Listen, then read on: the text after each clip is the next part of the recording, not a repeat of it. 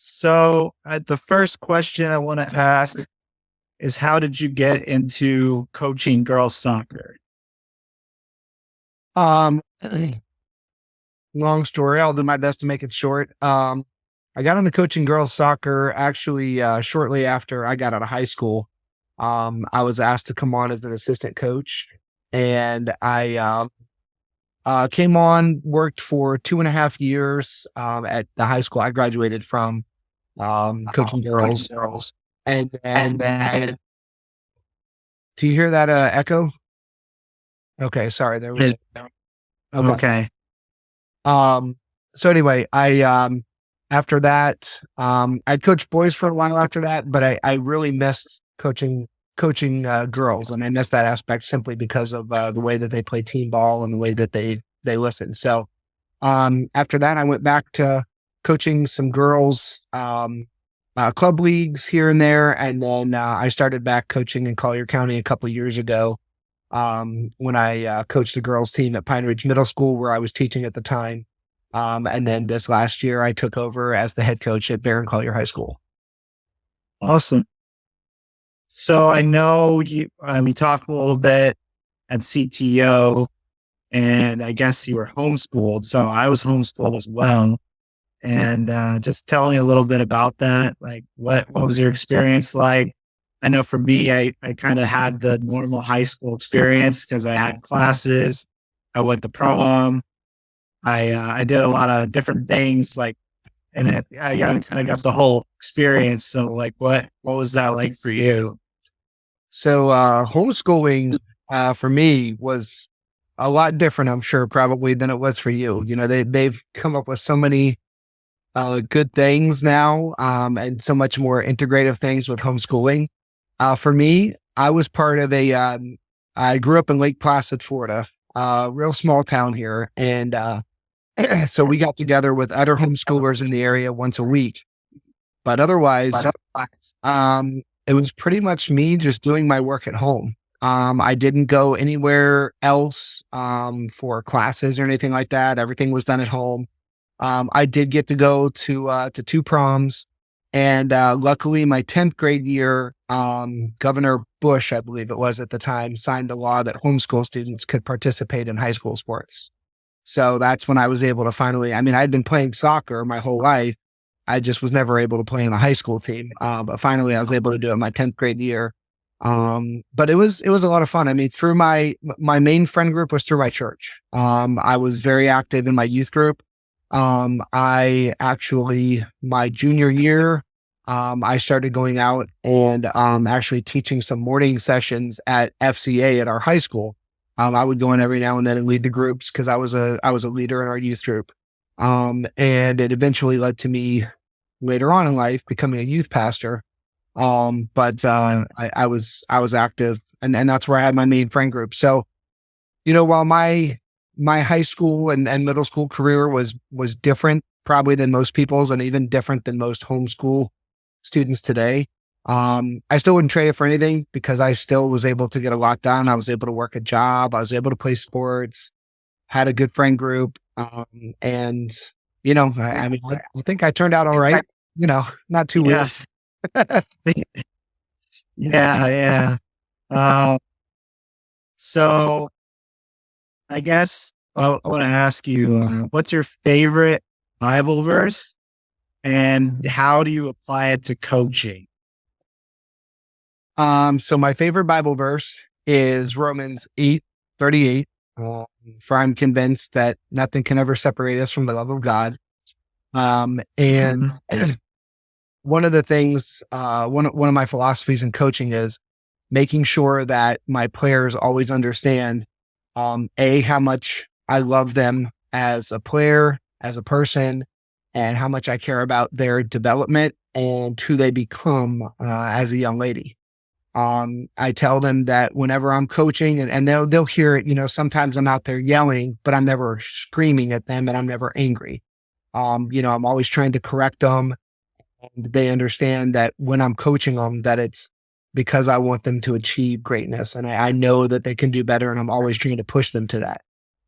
But at the same time, I always let them know that no matter what happens, whether we win or lose, as long as they're giving it their all and enjoying it, at the end of the day, I'm still going to love them. We're still going to have a great time, and they're still going to grow as a player. And we're going to develop a family atmosphere on the field and in the locker room. Nice. Um, so, so what has God been teaching you through coaching? Um, a, a few things. I think first off, this weekend at CTO was actually quite eye opening, and it was a good refresher. Because one of the things he's reminding me of is that I need to make sure that I have to win at home before I went on the field.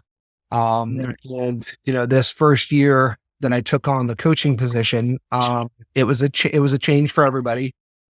Change at school, change for my players because I coached differently from the last coach, and then a change for my family. And it took up a lot more time than I thought it would, and a lot more time than I told my wife it would.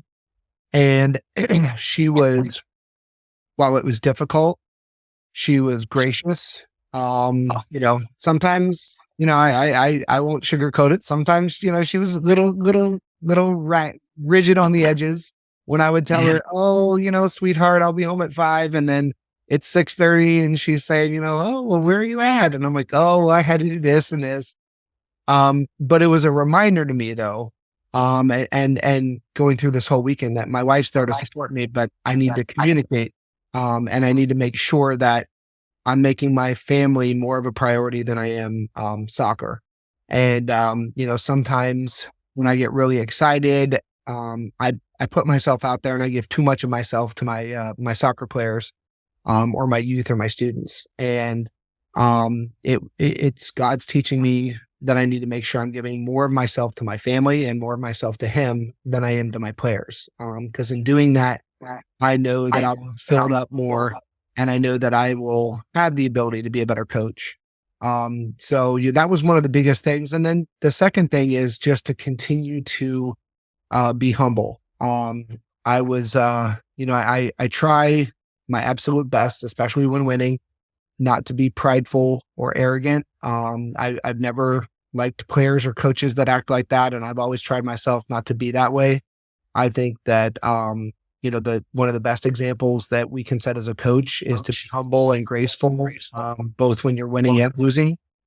And it was a good lesson for me because I think most of the year, for the most part, I was pretty gracious and pretty humble, and my coaches saw that, and we worked together as a team.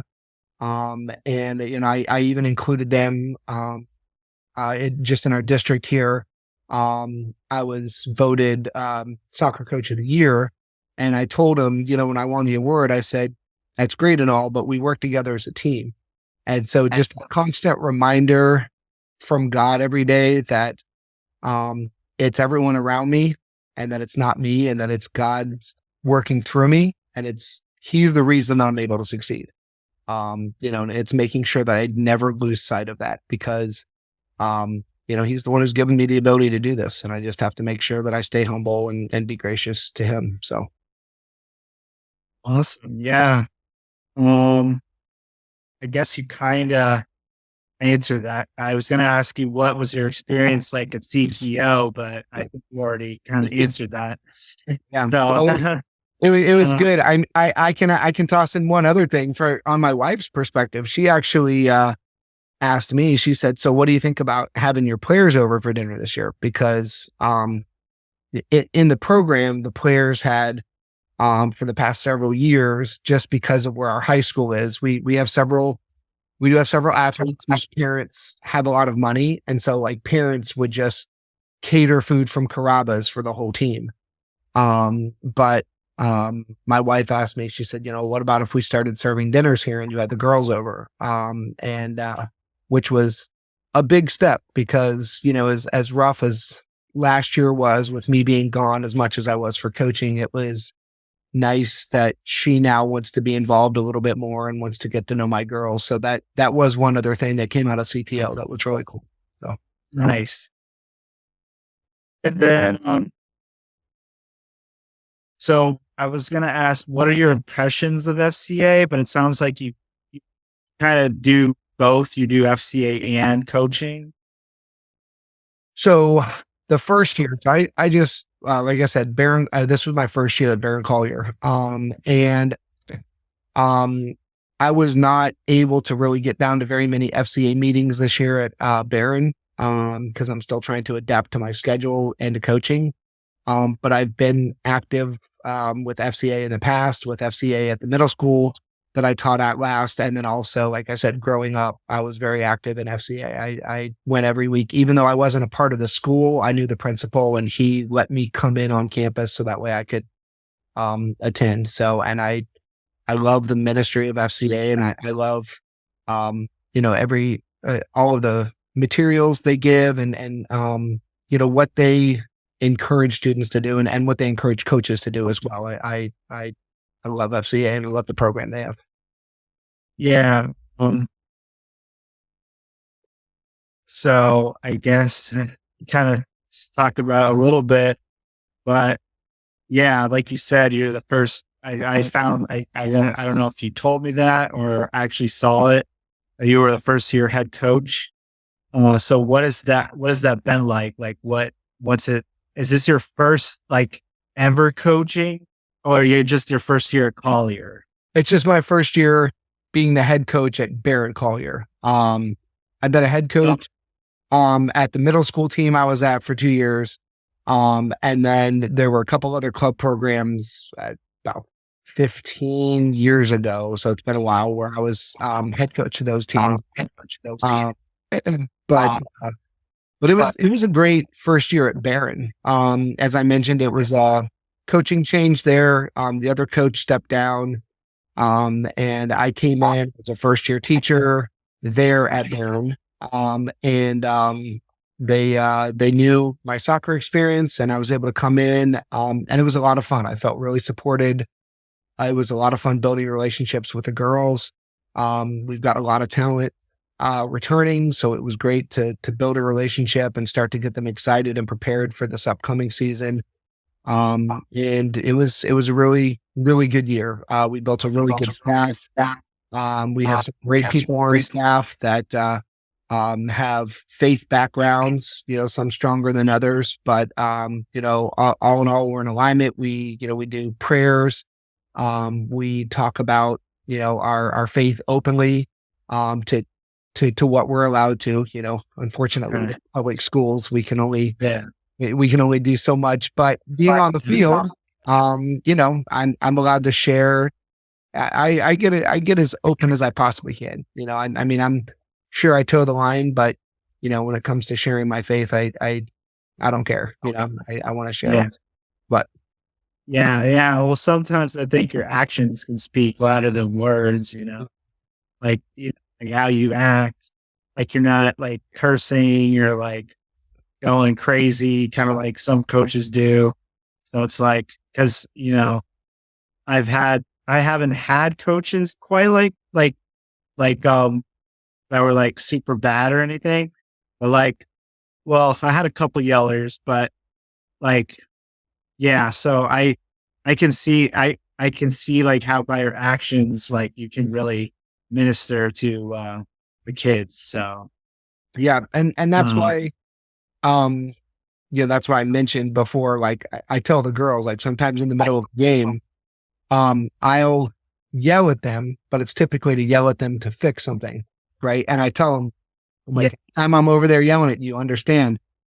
I don't get angry. I just want you to make sure that you're doing it right, because I know that you can be, you can be better. And they all know that, I never want to yell or be that coach that screams at their players and makes it not fun. That's just not who I am. And I don't believe that's good coaching. So. Right. Yeah. Cause like even the, some of the coaches at, what you call it? We had an event with FCA. We did a trench warrior, and like they would get after the players and be like, "Oh, do it again, like do it right." But they weren't like being all like they were doing it, but they were doing it in a way where it wasn't like like really harsh or what, Yeah. Yeah. So Yeah. yeah. Um, so I guess, so I think I know the answer to this, but what is your favorite sport and why? Yeah. It would definitely be soccer. I think Yeah. I think the reason I love soccer so much, and I mean, for many reasons. I played since I was 5, right? So I played for about, I played for about 35 years. I stopped when I was 40 to start coaching, but I think for me, the reason why I love it so much is not only is it so much fun to play, but I think it's just a beautiful game. Like there are so many different players and they have so many different strengths. And, when they learn how to play as a team, and, one of them knows how to use their head really good. One of them is really good at crossing the ball and kicking it in the air, and you see a cross and someone, heading it into the goal. Yeah. It's beautiful and it's amazing to see what people can do. And I love being able to bring out the best in the athletes because when they do that and when they put it all together, they see the bigger picture and it's really cool. So it's also a lot of fun to coach. So I think that's probably one of the reasons I love it so much. Yeah. Cause I actually played soccer in high school.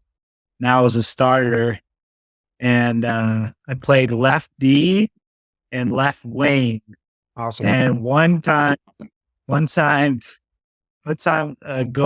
soccer ball came in and hit me right on the nose Oh, wow. and went in, and it was a goal. But it was crazy because it was like everyone was like, "Yes, Alec, you scored," and I'll just like my nose hurt.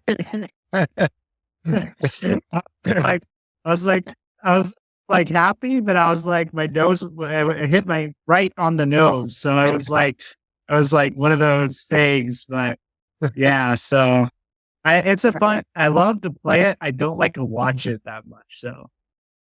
So yeah, and I can understand. It's kind of the way I am with baseball. I love playing baseball. I think it's fun to play. it's fun to watch. I cannot sit there for over 2 hours and just watch a game. I can't do it.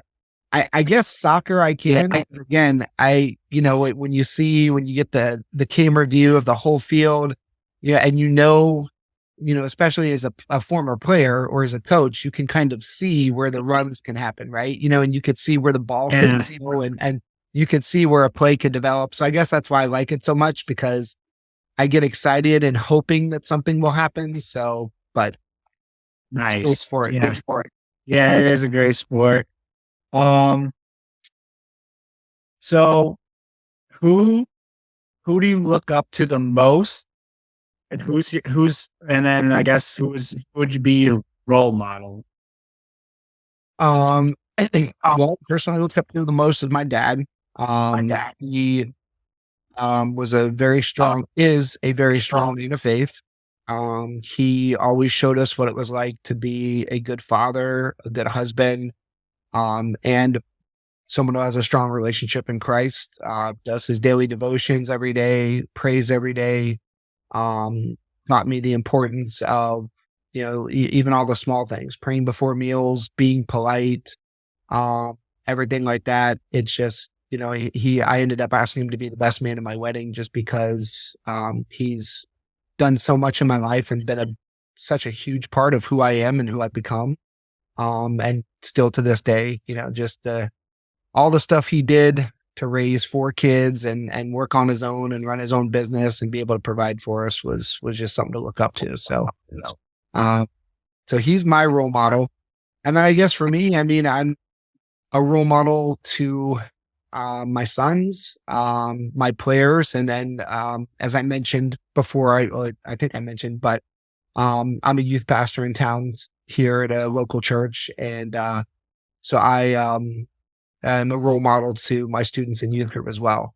And I even consider myself a role model for my students in the classroom. And I just go about that mindset because I want to make sure that at all times, I'm always doing things that not only obviously glorify God, but also are things that other students and other people can look up to and say, it's interesting how, Coach Thayer responds to this or the things that he says.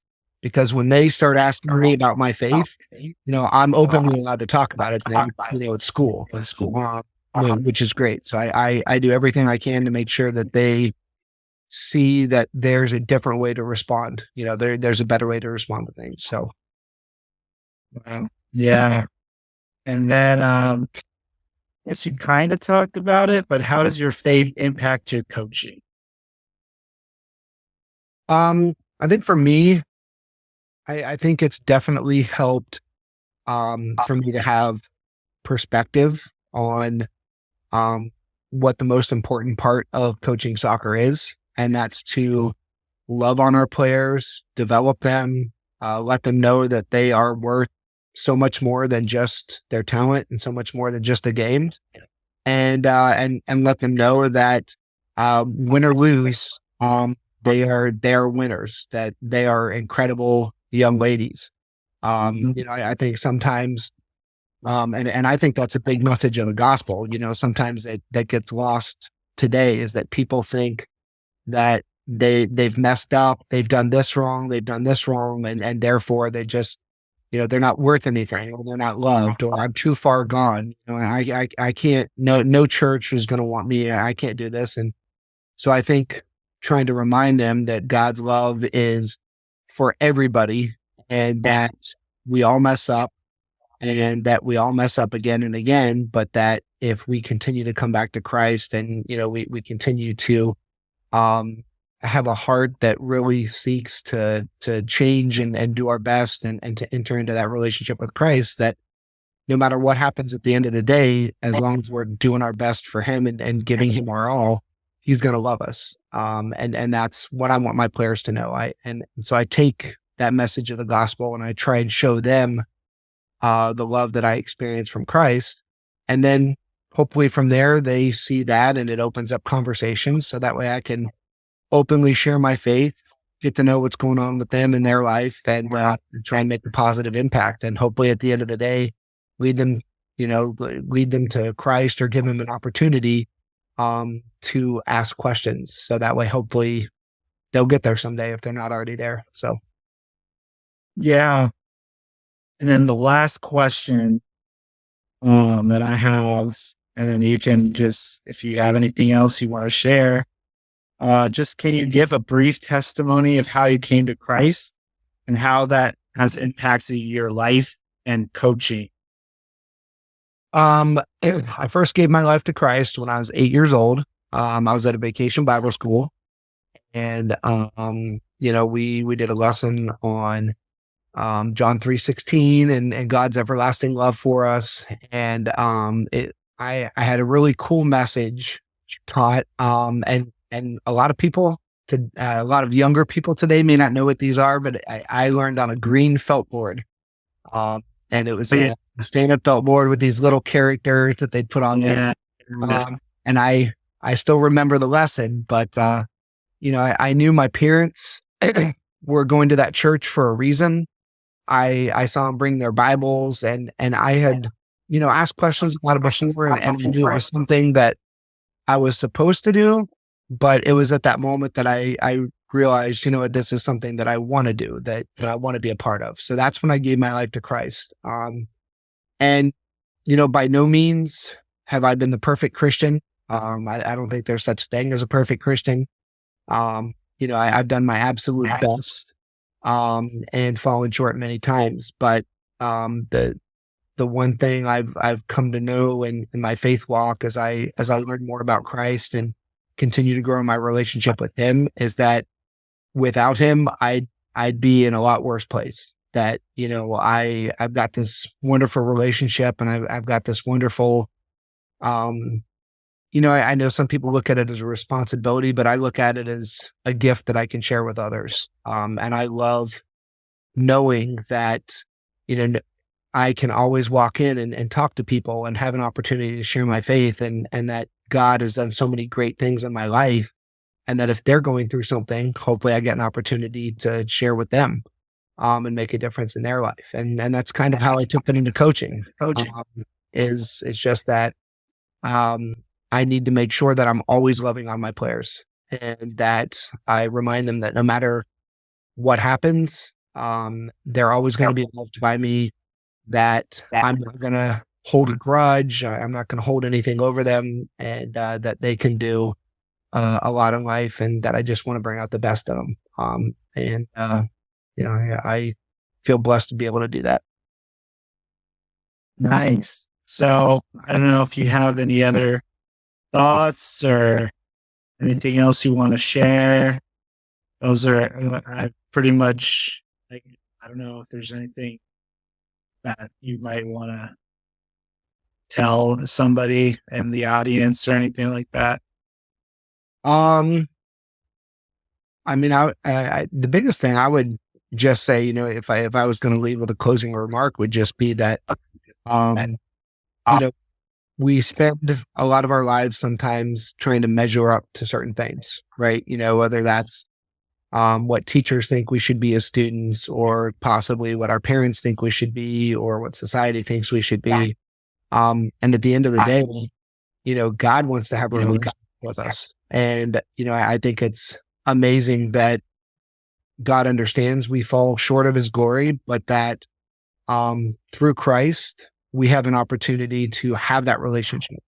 And that we won't have to try and fit into, society's views, or, fit into other people's views of who they think we should be. And that everyone is their own individual, and in Christ, we're all new creations, and we all have an opportunity to shine and do amazing things in life, whether that be on the field or off the field. And that it all starts with that relationship with God. And we got to make sure that he's number one. And if God is number one in our life, the rest will fall into place. Awesome. Yeah. So that's it for today. But I hope, keep in touch. And thanks for coming on it, the interview. Absolutely. Yeah. It was my pleasure. Yeah. Thank you very much for having me.